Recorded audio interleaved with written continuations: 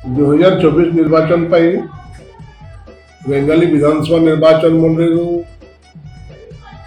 Bharatiya Janata party तरफ पुणी थे प्रतिद्वंदिता करने दल मत मनोनीत कर भारतीय जनता पार्टी शीर्ष नेतृत्व तथा यशस्वी प्रधानमंत्री माननीय नरेंद्र मोदी जी, राष्ट्रीय अध्यक्ष माननीय नड्डा जी, अमर केंद्र मंत्री तथा संबलपुर सांसद प्रार्थी माननीय धर्मेंद्र प्रधान जी तथा भारतीय जनता पार्टी राज्य सभापति माननीय श्री मनमोहन सामल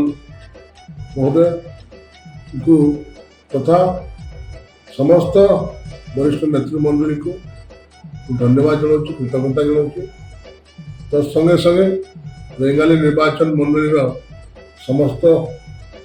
भोटर भाई भाई मान को धन्यवाद जनाऊँ। सहयोग आशीर्वाद मत पुणी थे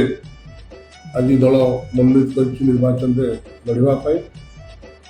आशा विश्वास थर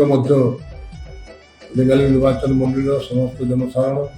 मत सहयोग करेंगे, समर्थन करेंगे।